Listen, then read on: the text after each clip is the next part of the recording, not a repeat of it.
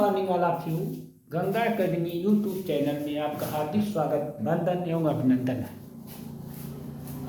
आप सभी गंगा अकेडमी के चैनल को अधिक से अधिक प्रमोट कीजिए, लाइक कीजिए, शेयर कीजिए, कमेंट कीजिए। यदि किसी टॉपिक पर आप वीडियो चाहते हैं तो उसको भी कमेंट कीजिए। पिछले सेशन में हमने आपको पाषाण काल के विषय में, पाषाण काल के अध्ययन के अनुक्रम में पिछले अध्याय में हमने आपको पिछले सेशन में पूरा पाषाण काल एवं मध्य पाषाण काल से परिचित कराया है। आज के सेशन में हम अध्ययन करेंगे नव पाषाण काल। नव पाषाण काल के अध्ययन, नव पाषाण काल शब्दावली का सर्वप्रथम प्रयोग 1865 में जॉन लुबाक द्वारा किया गया। 1865 ईस्वी में 1865 ईस्वी में जॉन लुबाक द्वारा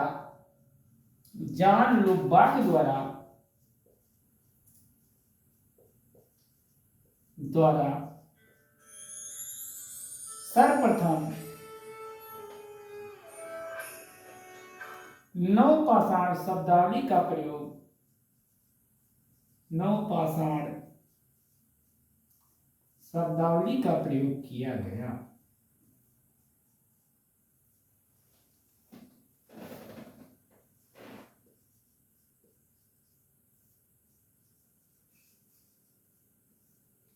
जॉन लुबाक द्वारा 1865 ईस्वी में सर्वप्रथम नव पाषाण शब्दावली का प्रयोग किया गया।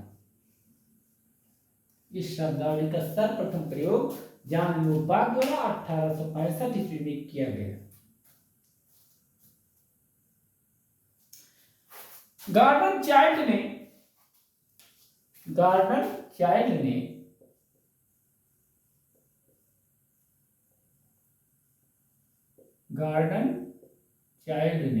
अपनी पुस्तक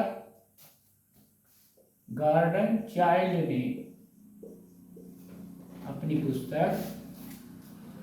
चाइल्ड की पुस्तक जो 1936 में प्रकाशित हुई, 1936 ईस्वी में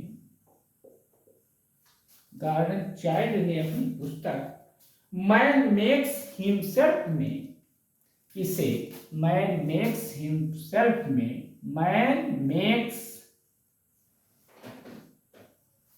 हिमसेल्फ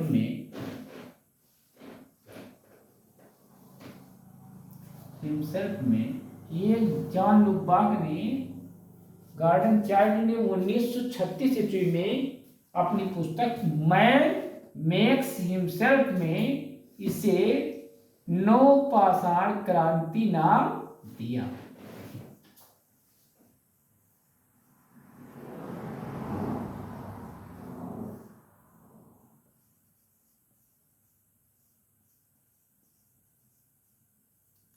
सन 1936 ईस्वी में गॉर्डन चाइल्ड ने अपनी पुस्तक मैन मेक्स हिमसेल्फ में इसे नव पाषाण क्रांति नाम दिया।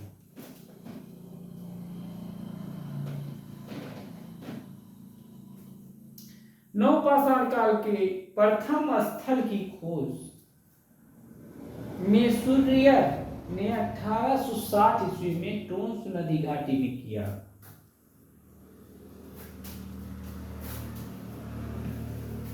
इसकी प्रथम स्थल की खोज टोन्स नदी घाटी में नव पाषाण काल के प्रथम स्थल की खोज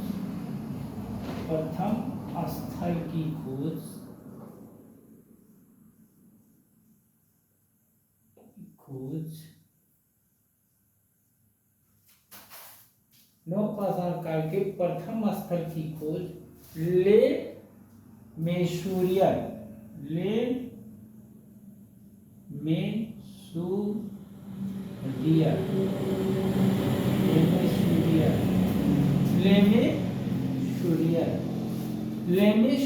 के द्वारा 1860 ईस्वी में 1860 ईस्वी में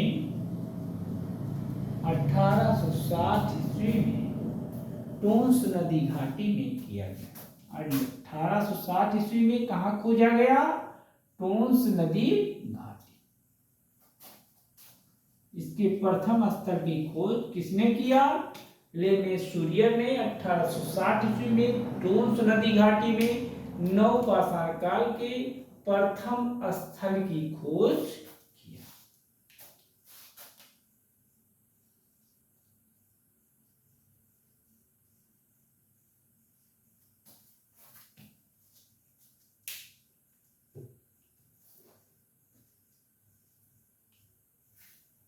टोंस नदी घाटी का जो उपकरण है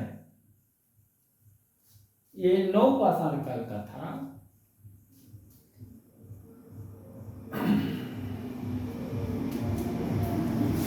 टोंस नदी घाटी में जो उपकरण मिला, टोंस नदी घाटी का उपकरण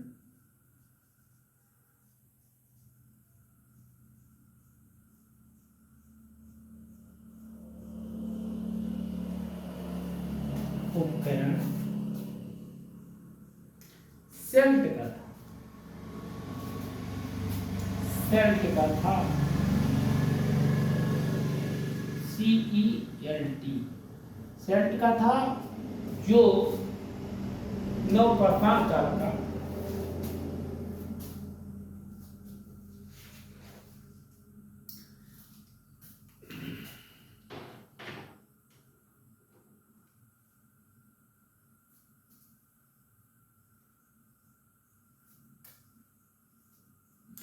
भारत में सर्वप्रथम जो खोज हुआ 1867 ईस्वी में विंध्याचल क्षेत्र में किया गया।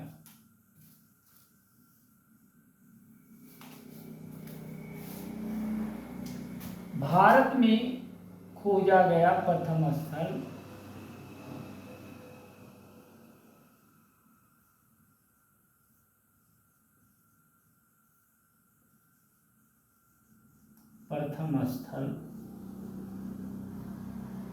विंध्याचल क्षेत्र में था।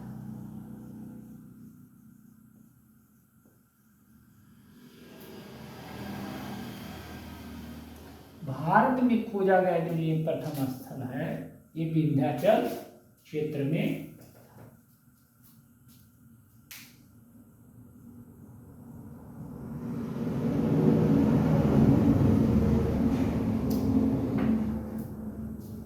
दक्षिण भारत के स्थल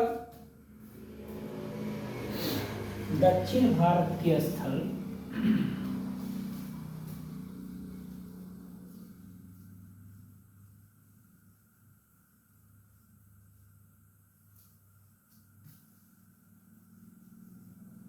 दक्षिण भारत के स्थल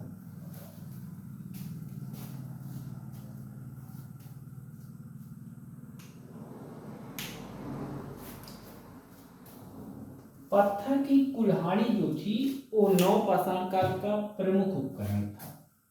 लेकिन उपकरणों की चर्चा वहां होगी इसके आगे। तो इसके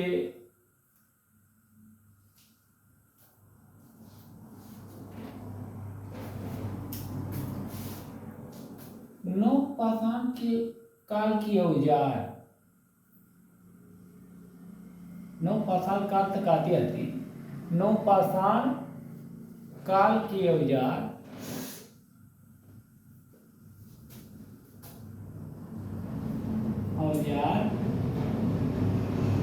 पालिशदार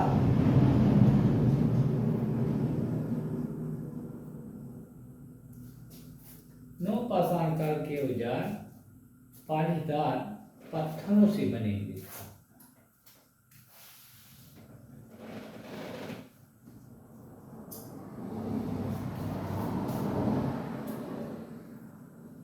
पालिशदार पत्थरों से बने हुए थे।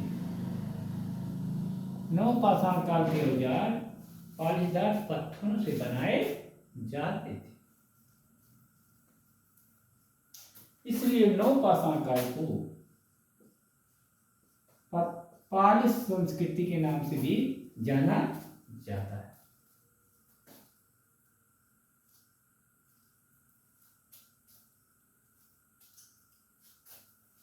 इसलिए नवपाषाण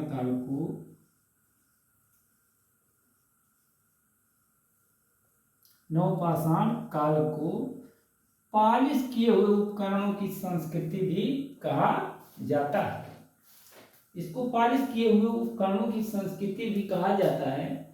साथ ही साथ दक्षिण भारत में सर्वप्रथम नवपाषाण काल के स्थल जो मिले हैं, संगमकल्लू और नागार्जुनी कोंडा, 2 स्थल मिले हैं। दक्षिण भारत के 2 स्थल थे यहाँ। दक्षिण भारत के जो स्थल थे नवपाषाण काल के स्थल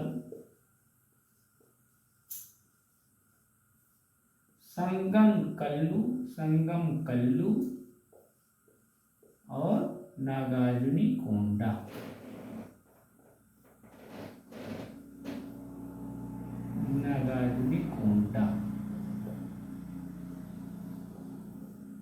ये दक्षिण भारत के 2 प्रमुख स्थल थे जो नवपाषाण काल में पाए गए, जहां नवपाषाण काल के उपकरण पाए गए।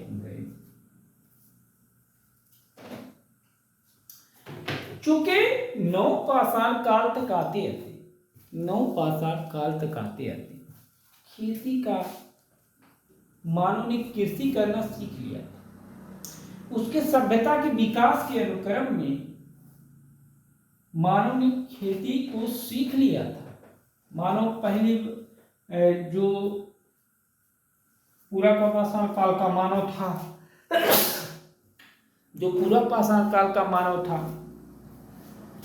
वो पूर्णतया बर्बर था। पूरा पाषाण काल का मानव पूर्णतया बर्बर था। शिकार के लिए वह केवल शिकार पर निर्भर था। बड़े बड़े भद्देदार औजारों का प्रयोग करके वह शिकार करता था। कंदमूल फल भी खाता था। साथ ही साथ कंदमूल फल खाने के साथ साथ शिकार करता था, पशुओं का मांस खाता था। पूर्णतया प्रकृति पर निर्भर था मानव। लेकिन नवपाषाण काल तक आते आते, जैसे मध्यपाषाण काल में, नवपाषाण काल में आग का आविष्कार हो चुका था। उसका प्रयोग मानव करने लगा और धीरे धीरे मानव का जीवन अस्थायी हो गया। खेती का आविष्कार होने के कारण नवपाषाण काल के मानव को मृत भांडों की भी आवश्यकता पड़ी। मिट्टी के घड़े बनने लगे। मिट्टी के घड़े बनने के साथ ही साथ नवपाषाण काल में मानव का जीवन अस्थायी हो गया। अस्थायी जीवन की शुरुआत, मानव जीवन की शुरुआत नवपाषाण काल से मानी जाती है। मानव अस्थायी रूप से निवास करने लगा। खेती के कारण जब मानव ने कृषि करना सीखा तो क्या क्या हुआ? कृषि के कारण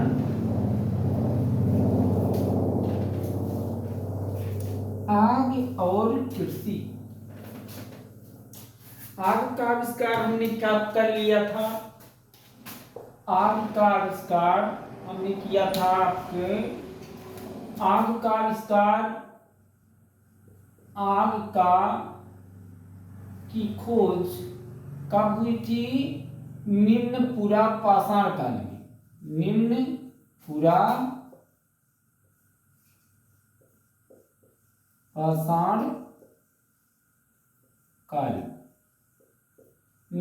पाषाण काल में आग की खोज हो गई। आग का प्रयोग करना मानव ने कब सीखा? आग का प्रयोग करना मानव ने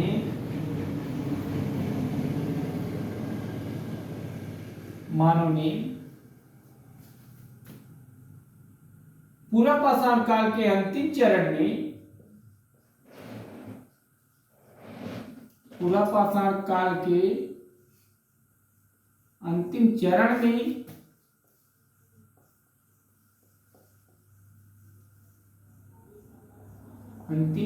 में या नवपाषाण काल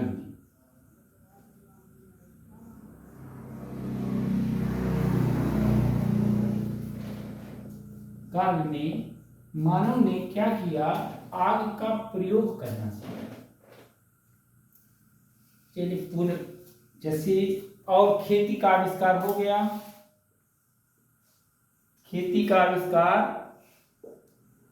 कृषि करना मानव ने सीख लिया, कृषि का आविष्कार हो गया। कृषि का आविष्कार होने के कारण मानव के जीवन में स्थायित्व, मानव का जीवन अस्थायी हुआ। मानव एक स्थान पर अस्थायी रूप से निवास करने लगा। कृषि की शुरुआत हुई, नवपाषाण काल में कृषि की शुरुआत हुई।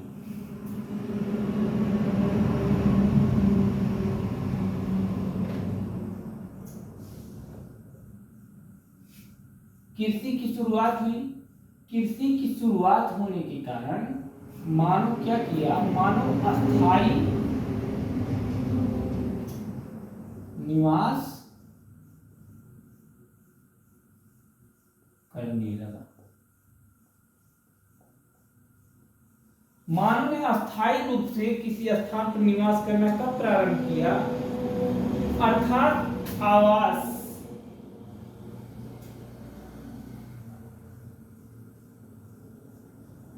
झुग्गी झोपड़ियां मानव बनाने लगा।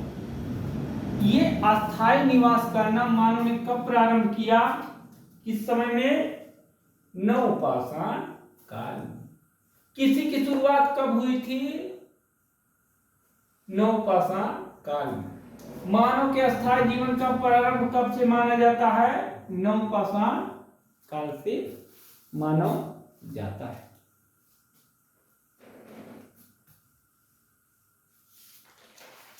अब जब मानव ने कृषि करना प्रारंभ कर लिया, जैसे तो इसने कृषि करने के प्रारंभ के कारण इसको मृदभांड, मटकी के घड़ों की आवश्यकता पड़ने लगी। मिट्टी के बर्तन बनाने लगा मानव,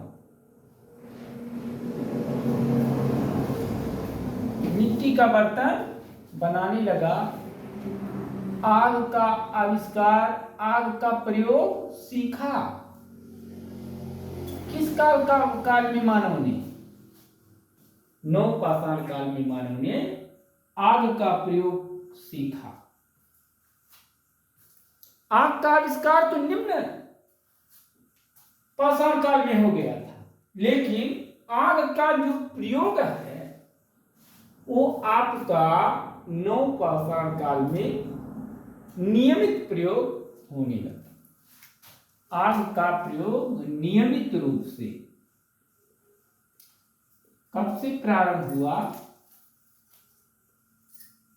नवपाषाण काल से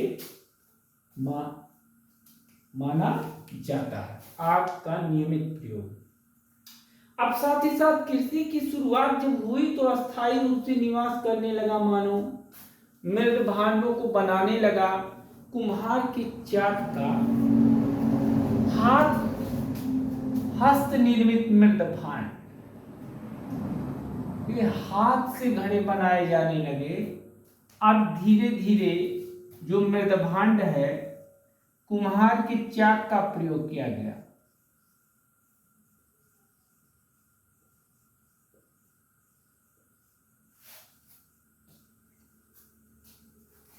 कुम्हार की चाक का प्रयोग किया जाए।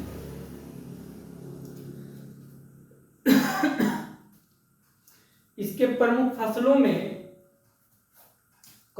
किस फसल की खेती करता था मानो, इसमें कौन कौन से फसल थे, गेहूं था, जौ था, रागी थी, सोथी था, इसमें कौन कौन सी फसलें थी? इसमें कौन कौन सी फसलें आती हैं? रागी, रागी का उत्पादन करता था,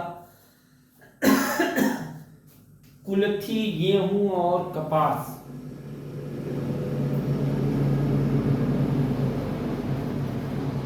कुल्थी, गेहूं और कपास।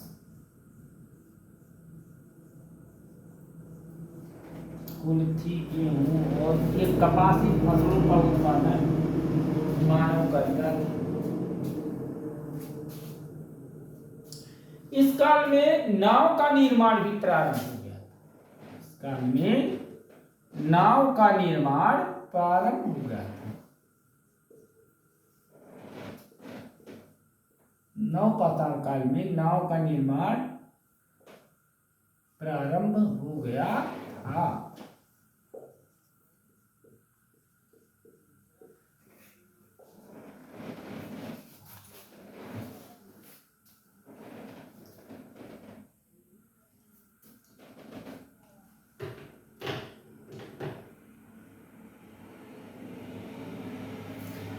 अब नवपाषाण काल का मानव चूंकि पत्थर के बने औजारों का प्रयोग करता था, इसलिए नवपाषाण काल के मानव का जो निवास स्थान था, जो अस्थायी निवास स्थान था, वो पहाड़ियों के आसपास था। पहाड़ियों के आसपास ही नवपाषाण काल का मानव निवास करता था। बुधिहल से सामुदायिक भोज और उत्सव भी मनाता था, क्योंकि बुधिहल से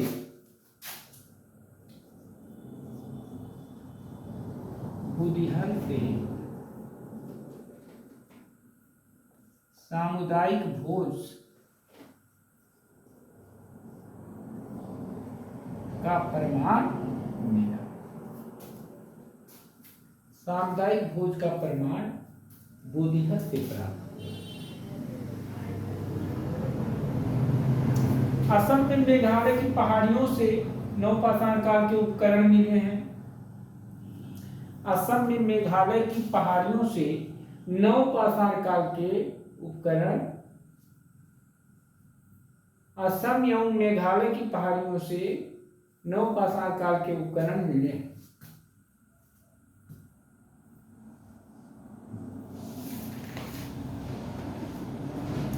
पत्थर के बने औजारों का प्रयोग किया जाता था, इसीलिए नवपाषाण काल की मानव का जो निवास स्थान था, पहाड़ियों के आसपास ही था। अगर ओवरव्यू दिया जाए नवपाषाण काल के बारे में, ओवरव्यू दिया जाए मेन पॉइंट, तो इस ओवरव्यू में हम पाएंगे कि नवपाषाण काल में आग, पहिए का भी आविष्कार हो गया था, कृषि की शुरुआत हो गई थी, मानव अस्थायी रूप से निवास करने लगा था,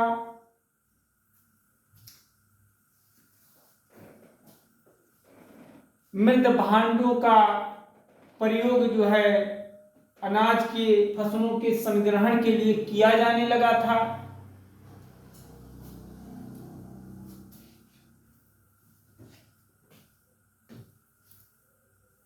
मनुष्य पूर्ण रूप से मानव पशुपालक था, पशुपालक भी था।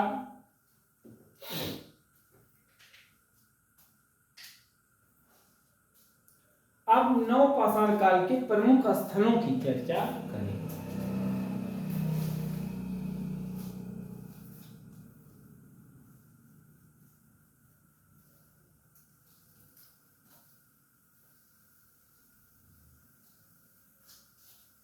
उपकरण कौन कौन से थे? उपकरण, औजार, नवपाषाण काल के औजार उपकरण, नवपाषाण काल की उपकरण, नवपाषाण काल के उपकरण। नवपाषाण काल के उपकरण, काल के प्रमुख स्थल की चर्चा हो जाए तो उपकरणों के विषय में आपको बताएंगे। प्रमुख स्थल, प्रमुख स्थलों में पहला स्थल आपका आता है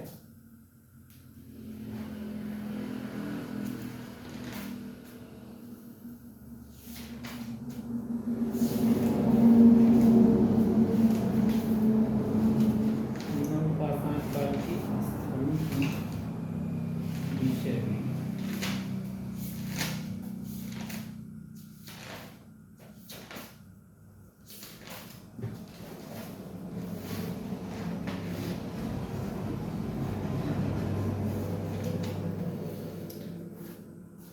स्थल, बुर्ज होम, पहला स्थल है आपका बुर्ज होम।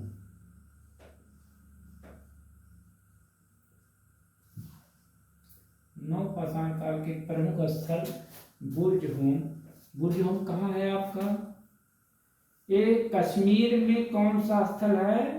कश्मीर में बुर्ज होम कश्मीर में है ये स्थल, ये प्रमुख इंपॉर्टेंस स्थल है। इस पॉइंट को ध्यान दीजिएगा साहब, इसी से क्वेश्चन ज्यादातर आता है।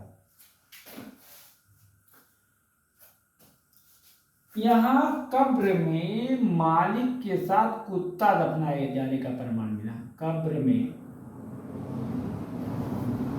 मालिक के साथ कुत्ता, 3-4 बार जोड़ दीजिए, रिपीट कर दीजिए क्वेश्चन का। 3-4 बार रिपीट करके बच्चों को लिखवा दीजिए। जम्मू कश्मीर के बुर्ज होम में, कश्मीर के बुर्ज होम नामक स्थान पर कब्र में मालिक के साथ कुत्ता दफनाए जाने का साक्ष्य मिला है। कुत्ता दफनाए जाने का साक्ष्य, जाने का प्रमाण मिला है। ये बुर्ज होम, बुर्ज होम कश्मीर में कब्र में मालिक के साथ कुत्ता दफनाए जाने का प्रमाण मिला है। गुफकराल में, जब कश्मीर में ही गुफकराल नाम का स्थान है, गुफकराल में कृषि व पशुपालन के साक्ष्य प्रमाण मिले। कश्मीर में है। गुफकराल ये कश्मीर में है, ये भी स्थल कहाँ पे है? कश्मीर में। यह स्थल कश्मीर में है। यहाँ से क्या मिला है बेटा बच्चों? कृषि एवं पशुपालन के साथ, एवं पशुपालन के साक्ष्य कहाँ से मिले हैं? गुफकराल कश्मीर। यहाँ साथ हड्डी निर्मित औजार, हड्डी से औजार मिले हैं। क्या क्या मिला है? हड्डी के औजार, हड्डी के औजार मिले हैं। और क्या मिला है? इसके साथ ही साथ हड्डी के औजार के साथ साथ क्या मिला है? धूसर में भांड मिला है, सिलबट्टा मिला है। धूसर में भांड,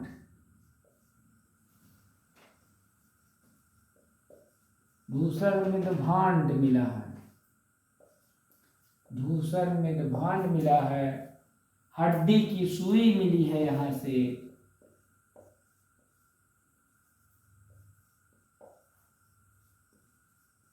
इनमें मेन पॉइंट गुफकराल कश्मीर से मिला है। क्या क्या? कृषि और पशुपालन के साथ ही मिले हैं। हड्डी के औजार मिला है, धूसर में बांध मिला है, साथ ही साथ हड्डी की सुई भी मिली। मेहरगढ़ पाकिस्तान, मेहरगढ़ पाकिस्तान,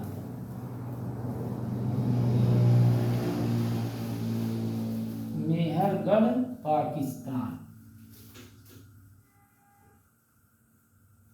मेहरगढ़ पाकिस्तान में कृषि के प्राचीनतम, मेहरगढ़ पाकिस्तान मेहरगढ़ आपका पाकिस्तान। मेहरगढ़, कहाँ पे है? पाकिस्तान। मेहरगढ़ कहाँ स्थित है बच्चों? पाकिस्तान में। ये पाकिस्तान में क्या क्या यहाँ से मिला है? यहाँ से बच्चों आपको क्या क्या मिला है? गेहूं, गेहूं के दो, गेहूं की दो किस्में, कौन सी?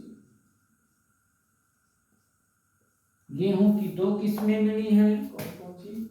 और जौ की, गेहूं की तीन, गेहूं की तीन और जौ की दो किस्मों की खेती का प्रमाण। गेहूं की तीन और जौ के दो, और जौ के दो किस्मों के, और जौ के दो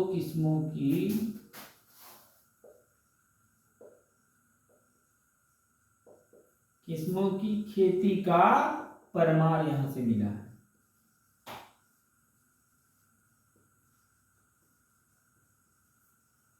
यहां से गेहूं की तीन और जौ की दो किस्मों की खेती का प्रमाण यहां से मिला। कच्ची ईंटों के आयताकार मकान मिले। कच्ची ईंटों के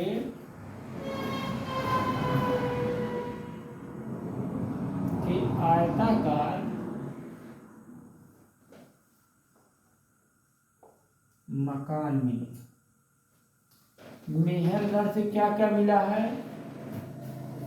गेहूं की जौ तीन और जौ की दो किस्मों की खेती का प्रमाण मिला है। साथ ही साथ कच्ची ईंटों के आयताकार मकान प्राप्त हुए। जो यह प्राचीनतम, पुराने से पुराना, प्राचीनतम अस्थाई जीवन का प्रमाण मिला। यदि कहा जाए कि प्राचीनतम अस्थाई जीवन के प्रमाण कहाँ से मिले हैं, तो उस क्वेश्चन का आंसर होगा मेहरगढ़, पाकिस्तान।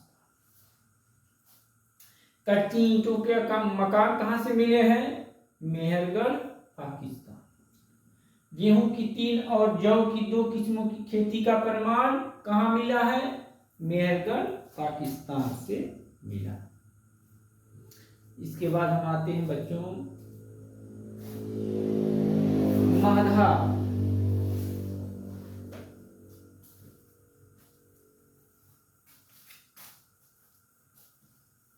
महदहा,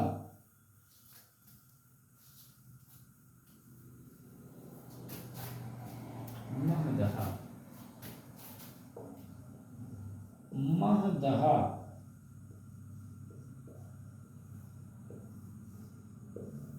महदहा से क्या क्या मिला है हमको? गोलाकार झोपड़ियां।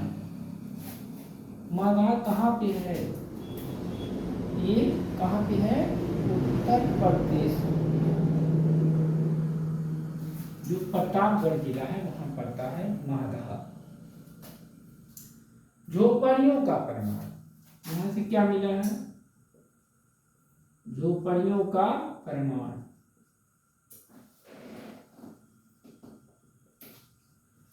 यहां से झोपड़ियों का प्रमाण मिला है।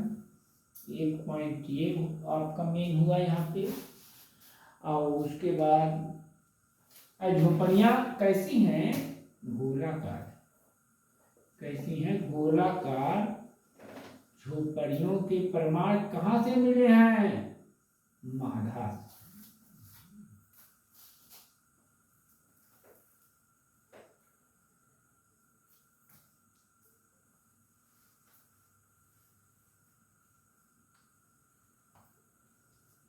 धान के साथ साथ,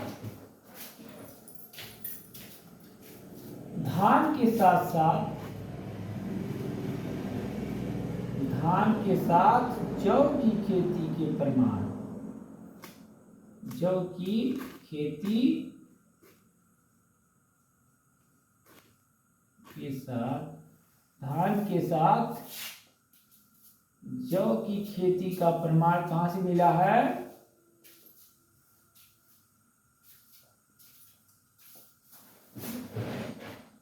महादाह से मिला है। पशुबाड़ा कहां से मिला है? महादाह से। पशुबाड़ा ये बहुत पूछा जाता है। पशुबाड़ा कहां से मिला है? महादाह से।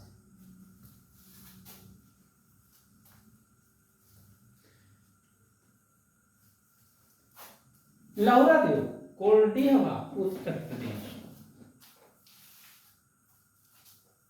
कोल्डिहवा उत्तर प्रदेश।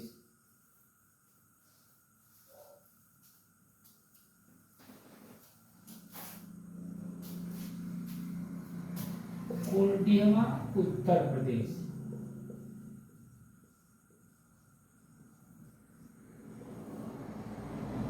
ये कोल्डिहवा उत्तर प्रदेश से,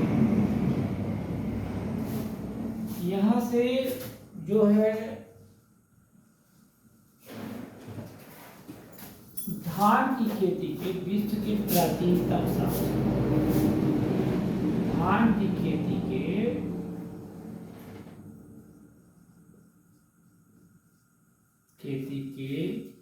विश्व में प्राचीनतम साक्ष्य मिला है।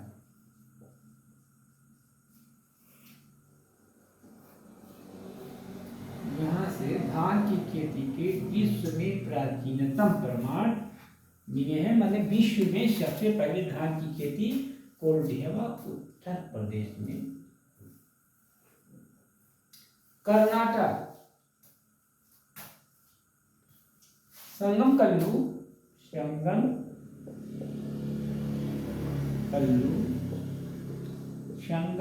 की चर्चा करने के अनुक्रम में हम बताते हैं संगम कल्लू आपका जो पड़ता है बेटा, पड़ता है बच्चों कर्नाटक। कहाँ पड़ता है? कर्नाटक। ये कर्नाटक में पड़ता है। यहाँ की प्रमुख विशेषताएं, यहाँ क्या मिला है? राख के टीले प्राप्त।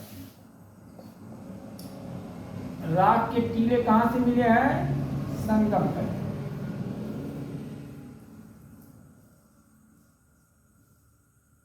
संगम कल्लू कहां पड़ता है? कर्नाटक।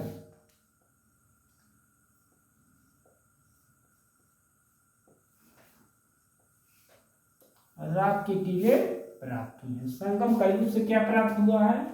राख के टीले मिले हैं। कोल्डिहवा उत्तर प्रदेश से धान की खेती के विश्व में प्राचीनतम प्रमाण यहां से मिले।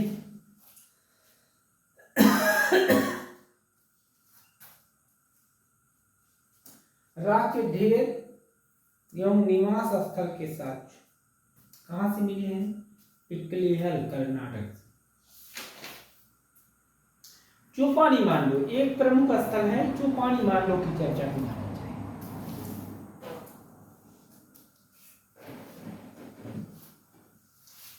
चौपानी मांडो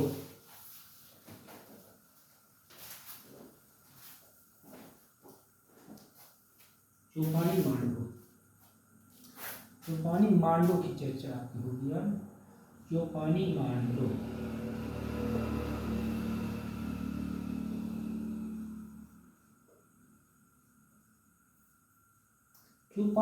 जो प्रमुख स्थल है,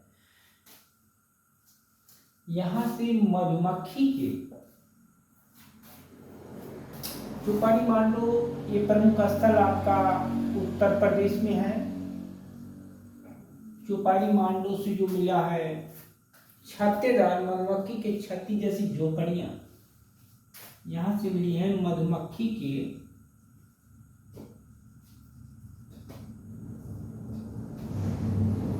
छत्ते जैसी झोपड़ियां।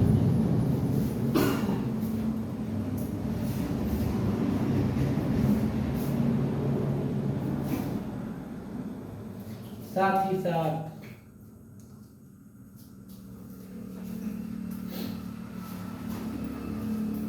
ज्यामितीय आकार के सूक्ष्म पाषाण उपकरण, ज्यामितीय आकार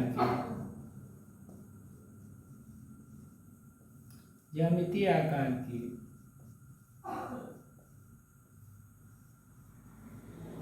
सूक्ष्म पाषाण उपकरण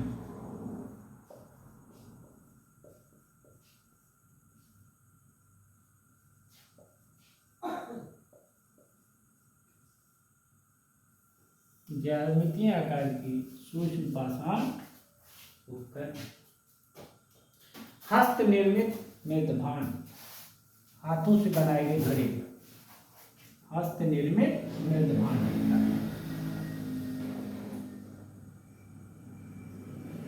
हाथों से घड़े बनाए जाते थे।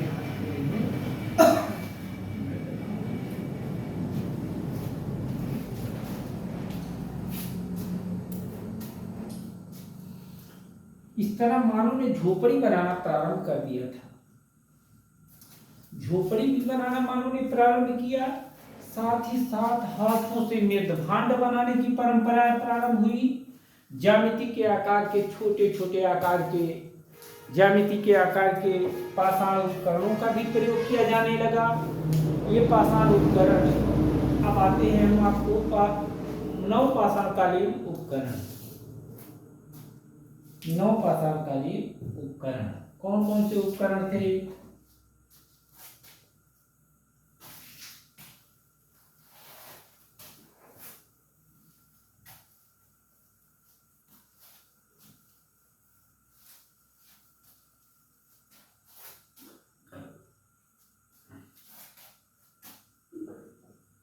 उपकरण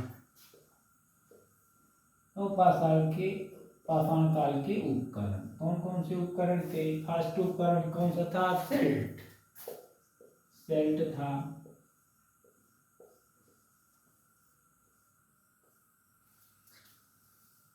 कुल्हाड़ी प्रथम प्रमुख औजार थी। कुल्हाड़ी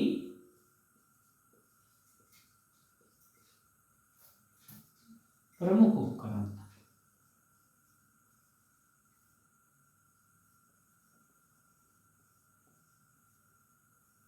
कुल्हाड़ी प्रमुख उपकरण थी। बसूले थे, बसूले भी बनाए जाने लगे थे। साथ ही साथ छेनी थी।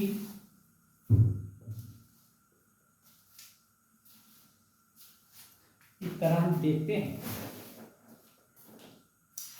कि इस तरह हमारा नवपाषाण काल समाप्त होता है।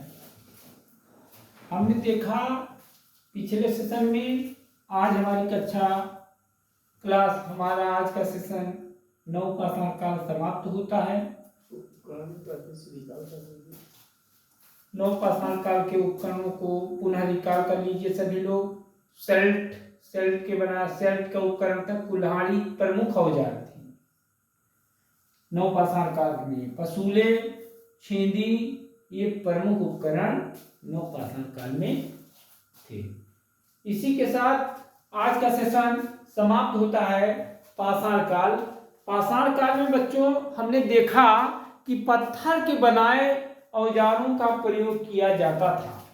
पाषाण काल में पत्थर के बनाए गए औजारों का प्रयोग किया जाता था। पत्थर पर निर्भर था। मानव का जीवन पत्थर पर निर्भर था।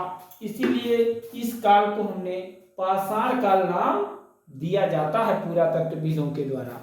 पाषाण काल इस तरीके से हमने पत्थर के औजारों का, उसके आकार और प्रकृति के विषय में पढ़ा कि भिन्न भिन्न कालखंडों में, जैसे पुरापाषाण काल, मध्यपाषाण काल और नवपाषाण काल के कालखंडों में उपकरणों के आकार और प्रकृति में किस तरीके से परिवर्तन हुआ और इस मानव का जीवन बर्बरता से सभ्यता की ओर कैसे आगे बढ़ा। इसी के अनुक्रम में आज का सेशन ये समाप्त होता है। इसी के साथ हम अपनी वाणी को विराम देते हैं। वंदे मातरम। जय हिंद, जय भारत।